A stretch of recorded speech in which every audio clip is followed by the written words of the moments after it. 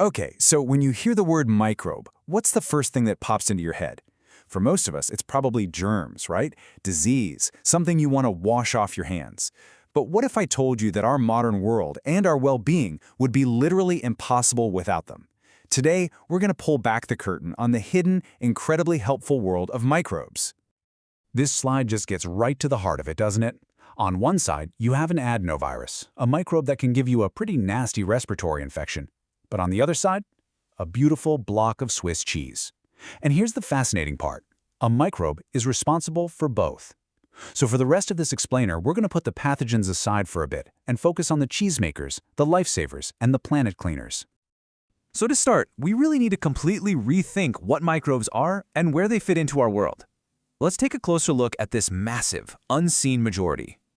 And you know, when we say they're everywhere, we absolutely mean it. They're in the soil, the water, the air we're breathing right now, and yep, even inside our own bodies. But what's even more mind-blowing is that they thrive in places where almost nothing else can survive.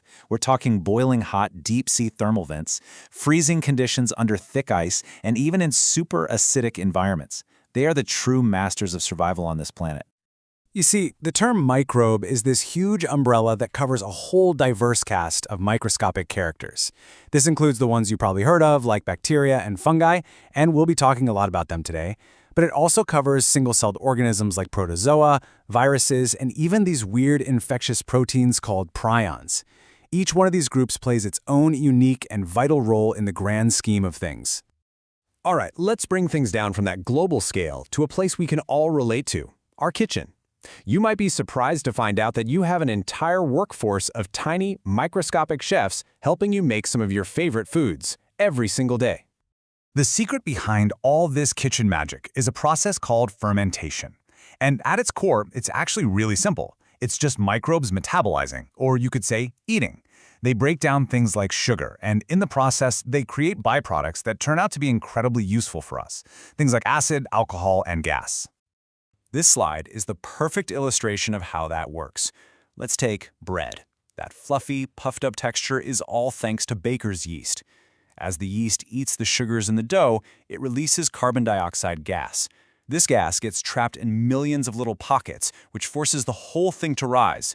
Without that microbial action, our bread would just be a hard, flat cracker.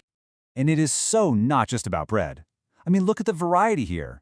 Lactic acid bacteria turn milk into curd or yogurt, and get this, in the process, they actually boost its nutritional value by increasing the vitamin B12. And those famous holes in Swiss cheese, yep, those are just bubbles of CO2 made by a very specific bacterium. And that sharp, distinct flavor of a Roquefort cheese comes from a special fungus that's used to ripen it. Amazing, right? So, we've seen them in our food. Now let's scale things way up from the kitchen to see how microbes had become absolute industrial powerhouses, shaping so much of modern medicine and manufacturing. You know, so many of the most important breakthroughs in human history started out exactly like this, with scientists growing a single type of microbe on a nutritive media in a little petri dish just so they could study it. And that tiny little colony, that initial bit of knowledge, led to this. We figured out how to take those microbes and grow them in these gigantic vessels called fermenters. This is what allows us to harness their power on an industrial scale, to produce everything from life-saving antibiotics to beverages and all sorts of other valuable chemicals. And there's no better example of this than penicillin, the world's very first antibiotic. It was a complete accident, a chance discovery. In 1928, Alexander Fleming came back from vacation and found a mold growing on an unwashed petri dish that was actually killing the bacteria around it. But it wasn't until World War II that its full potential was unlocked, saving countless wounded soldiers on the battlefield. It was so revolutionary that Fleming and his colleagues got the Nobel Prize for it in 1945. But penicillin was just the start. Today, microbes are still our partners in creating some incredible life-saving medicines. They produce streptokinase, which is a clot buster used to treat heart attack victims. They give us cyclosporin A, an absolutely essential drug that keeps organ transplant patients from rejecting their new organs. And they make statins, which are used by millions of people to lower their blood cholesterol. Okay, we've gone from our kitchens to our hospitals. Now, let's zoom the camera all the way out to the largest scale of all and see how microbes act as our planet's indispensable environmental engineers. So to really get their role here, we first need to understand one key concept: biochemical oxygen demand, or BOD. It's actually a pretty simple way to measure water pollution. The more organic waste there is in the water, the more oxygen the microbes need to consume to break it all down. So a high BOD means the water is highly polluted. Simple as that. And this chart shows that microbial magic in action. Untreated sewage has a very high BOD, right? It's packed with pollutants. But after it passes through a sewage treatment plant, where we basically just let microbes go to town and consume all that organic matter, the BOD of the treated water is significantly lower. They literally eat our waste and clean our water for us. They are truly nature's ultimate recycling crew. In sewage treatment, not only do they clean millions of gallons of wastewater every single day, but some microbes also produce a mix of gases like methane as a byproduct. We call this biogas, and it's a renewable source of energy. It's just an incredibly efficient, natural system. This same idea of working with nature instead of against it applies to farming too. For decades, we've relied on toxic chemical pesticides that pollute our environment and harm helpful insects.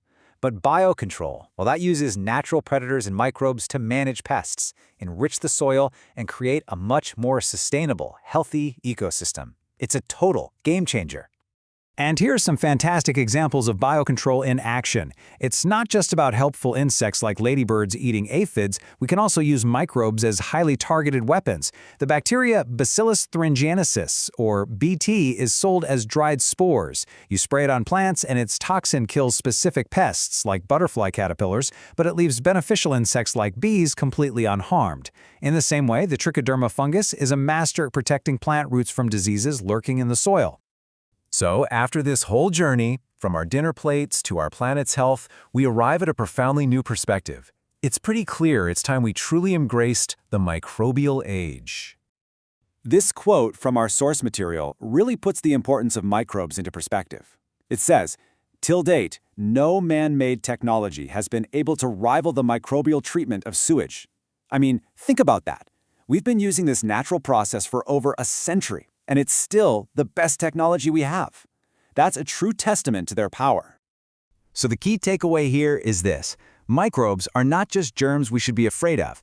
They are a vast, unseen army of allies, absolutely essential for the food we eat, the medicines that keep us healthy, and the clean environment we all depend on. And that leaves us with a final, really fascinating question. We've already learned how to harness their power for our food, our medicine, and our environment. As our understanding of this intricate microbial world keeps growing, what new frontiers will our partnership unlock? What are the next great challenges they're going to help us solve?